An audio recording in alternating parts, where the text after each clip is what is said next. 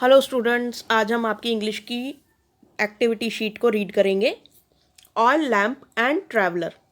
Oil lamp इस तरीके का एक लैम्प होता है और ट्रैवलर यानी कि एक मुसाफिर। Once a traveller came to meet Chanakya. ये जो आचार्य चाणक्य थे, ये एक आज से 2000 साल पहले भारत में एक टीचर हुआ करते थे। पहले टीचर्स को क्या बोला जाता था? आचार्य बोला जाता था संस्कृत में, ठीक है। तो आचार्य चाणक्य जो थे वो चंद्रगुप्त मौर्य के टीचर थे और उन्होंने चंद्रगुप्त मौर्य को अपना शिष्य बनाकर उनको राजसी विद्या दी, अर्थात राजा बनने की विद्या सिखाई।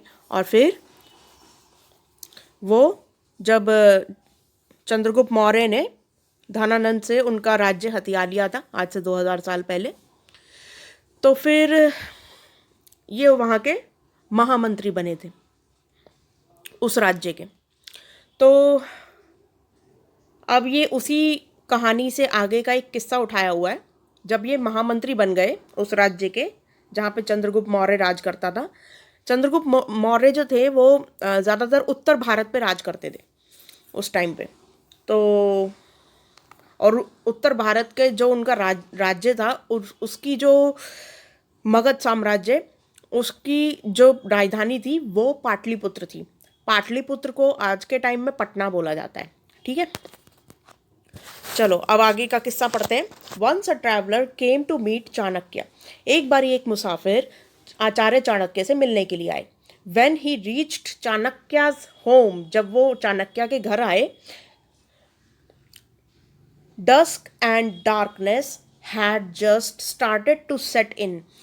डस्क एंड डार्कनेस का मतलब होता है कि धीरे धीरे जैसे शाम हो जाती है और सूरज ढलने को हो जाता है, तो इस तरीके की जो डार्कनेस थी वो लालिमा छा गई थी पूरे आसमान पे।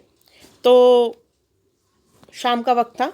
When the traveler entered inside, जब ये जो मुसाफिर है ये उनके घर में घुसा, he saw that Chanakya was busy writing some papers under the light of an oil lamp.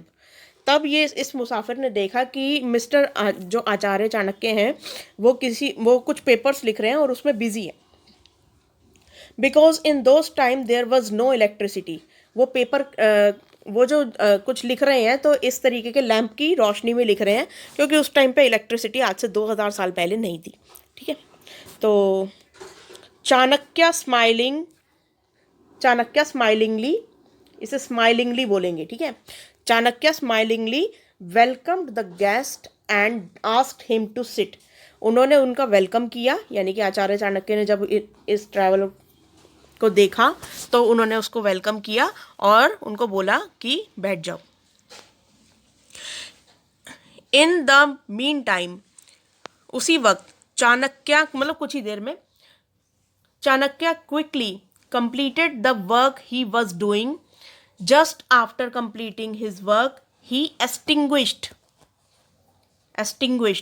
the oil lamp under which he was doing his work and quickly lit another lamp. अब क्या होता है कि अपना काम जल्दी से ख़त्म करके उसके बाद वो जो ये जो लैंप होता है उसकी रोशनी को बुझा देते हैं। एक्सटिंग्विश्ड का मतलब होता है बुझा देना।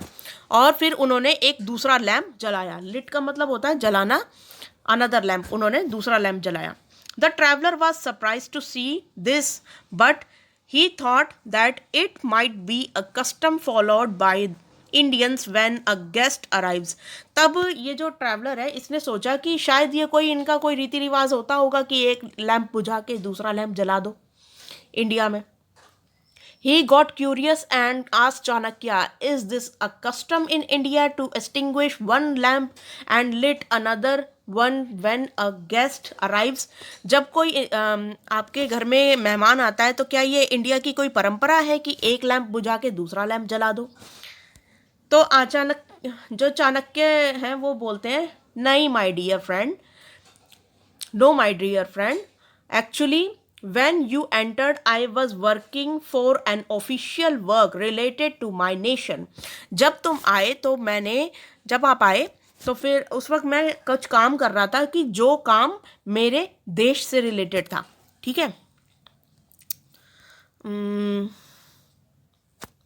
And the oil filled in the lamp was brought from the money of the national treasury, और नेशनल ट्रेजरी तो मतलब मैं उस लैम्प की रोशनी में काम कर रहा था कि जो सरकारी पैसों से आया हुआ है, तो वो मैं सिर्फ नेशनल कामों के लिए ही उपयोग कर सकता था।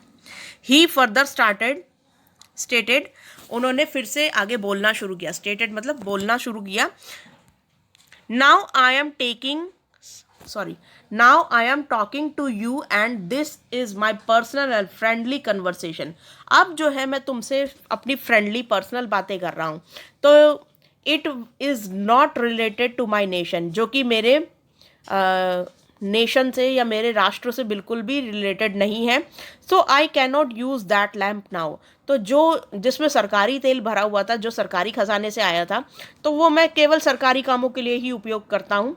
अब क्योंकि मैं अपना पर्सनल बातें तुमसे कर रहा हूँ और आराम से बैठा हुआ हूँ, तो मैं उसमें अपना सरकारी जो पैसों से ख़रीदा हुआ, देश के पैसों से ख़रीदा हुआ जो लैम्प है वो मैंने बुझा दिया, और अब मैं अपने पर्सनल पैसों से जो ख़रीदा हुआ, मेरी तनख्वाह से ख़रीदा हुआ जो तेल वाला लैम्प है उसको मैंने जलाया, और अब मैं आराम से बातें कर रहा हूँ।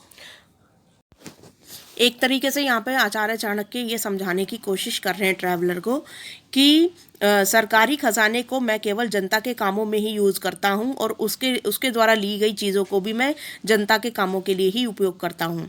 बाकी अगर मैं तुमसे पर्सनली अपनी कुछ बातें कर रहा हूँ या फ्रेंडली बिहेवियर या जो भी है, मैं अपने घर में अगर पर्सनल अपना कोई काम कर रहा हूँ, तो उसके लिए मैं अपने पैसों से कमाई हुई कमाई की जो चीज़ें हैं जो वो ख़रीद के लाए हैं वो उनको उपयोग करता हूँ। इसीलिए मैंने सरकारी लैंप बुझा दिया और अपने घर का पर्सनल मेरा जो लैंप है उसको जला दिया, इसलिए मैंने ऐसा किया। फॉर दिस वेरी रीज़न, इस रीज़न से Chanakya had extinguish that lamp and lit another one since the oil in the lamp had been brought from his personal money. तो इसीलिए उन्होंने एक लैम्प जो सरकारी पैसे से चल रहा था उसको बंद कर दिया, क्योंकि सरकारी काम ख़त्म हो गया। अब उनकी पर्सनल ज़िंदगी शुरू हो गई रात को, तो अब वो आराम से बैठ के अपने दोस्त के साथ बातें कर रहे हैं, तो इसलिए उन्होंने अपने पर्सनल पैसों से जो ख़रीदा हुआ लैम्प था उसको जला दिया। ठीक है, तो अब इसके क्वेश्चन आंसर्स देख लेते हैं। Oil is a natural resource, oil जो है वो नेचुरली पाया जाता है हमारी दुनिया में, तो धरती पे। फर्स्ट क्वेश्चन है, what other natural resources can you think of? आप और कौन कौन से नेचुरल रिसोर्सेज को जानते हैं? Name at least 3 natural resources. आप 3 ऐसे नेचुरल रिसोर्सेज या प्राकृतिक संसाधनों के नाम बताइए जो आपको पता है। तो अब यहाँ पे मैं एक लिस्ट दिखा रही हूँ, तो एक आंसर आप इसमें से लिख सकते हैं, कोई भी 3 लिख लीजिएगा। सन भी एक नेचुरल रिसोर्स है, जैसे कि सन की एनर्जी, सन जो सनशाइन देता है, सनशाइन यानी कि धूप देता है धरती पे, तो वो उसको हम एनर्जी के रूप में यूज़ कर सकते हैं। फॉरेस्ट हमारे नेचुरल रिसोर्सेज हैं, रॉक्स हैं, पहाड़ वगैरह, ठीक है, और मिनरल्स हैं, ये जितने भी मिनरल्स खनिज पदार्थ जो हमारी धरती से निकलते हैं वो, एनिमल्स, एयर, ऑयल, तेल यानी कि वाटर, सॉइल, मिट्टी, ठीक है, तो ये सारे नेचुरल रिसोर्सेज हैं। इनमें से कोई से भी 3 लिख लीजिएगा। तो फर्स्ट का ए का आंसर आपका यहीं से हो गया पूरा। अब बी वाला देख लेते हैं, find out which state in India are rich in natural resources. अब हमें इंडिया के स्टेट्स बताने हैं जो रिच है नेचुरल रिसोर्सेज में। वैसे तो भारत का हर एक स्टेट किसी न किसी रिसोर्स में बहुत रिच है, लेकिन अब देखते हैं कि कौन कौन से प्राकृतिक संसाधन भारत में कौन कौन से राज्यों में पाए जाते हैं। तो यहाँ पर देखिए ये सारे प्राकृतिक संसाधन हैं और ये यहाँ पे स्टेट्स दे रखे हैं। तो कोयला, कोल झारखंड में पाया जाता है, एल्यूमिनियम, क्रोमियम और लोहा और मैग्नीज ये सब उड़ीसा में पाए जाते हैं। तो 3 कोई भी स्टेट लिखे हुए हैं, मतलब पूछे गए हैं क्वेश्चन में, फर्स्ट के बी में, तो आप इन तीनों स्टेट्स के बारे में लिख लीजिएगा और ये यहाँ पे से ही, मतलब ये पूरा का पूरा आपको कॉपी करना है एज इट इज़। ठीक है, अब क्वेश्चन नंबर 2 देखते हैं। Make a collage of all the Indian states which are rich in natural resources. Specify which natural resource in each one is rich in. So यहाँ पर आपको बिल्कुल एज इट इज़ जैसे आपने बी वाले में आंसर किया था बिल्कुल सेम टू सेम इसमें सेकंड वाले में भी आपको आंसर करना होगा। सेकंड वाले में भी आपको इसी तरीके से जो है ये दोनों लिस्ट उतारनी होंगी सारी की सारी। मैं आपको दिखा रही हूँ, एक एक करके उतार लेना सारी। तो यहाँ पे देखिए कोयला जो है वो झारखंड में मिलता है, एल्यूमिनियम, क्रोमियम, आयरन और साथ में मैग्नीज जो है ये सारे खनिज पदार्थ हैं, ये उड़ीसा में मिलते हैं। लेड और जिंक जो है ये राजस्थान में मिलता है। फिर जिप्सम भी राजस्थान में मिलता है। लाइमस्टोन हो गया, माइका हो गई, ये आंध्र प्रदेश में मिलता है। और फिर उसके बाद लास्ट में आप लिख दीजिएगा हीरा और तांबा, ये जो है यानी कि कॉपर, ये आपका मध्य प्रदेश में मिलता है। तो ये आप 5-6 लिख लीजिएगा, ये भी सेकंड के आंसर में आ जाएगा। तो फर्स्ट का बी प्लस सेकंड क्वेश्चन दोनों का आंसर ये सेम टू सेम है, ठीक है, ये उतार लीजिएगा। अब क्वेश्चन नंबर 3 देखते हैं। Underline all the difficult words in the story and look up for their meanings in dictionary और आस्क योर टीचर। अब यहाँ पर आपको कुछ मुश्किल वर्ड्स हैं जो आपको लगते हैं कि वो मुश्किल है, तो आप उनको अंडरलाइन करके अपने टीचर से पूछ सकते हैं उसके बारे में। जैसे कि यहाँ पे देखा एक्सटिंग्विश्ड, इसका मतलब होता है बुझाना, एक्सटिंग्विश, ठीक है। ऐसे ही सरप्राइज का मतलब होता है आश्चर्यचकित कर देना।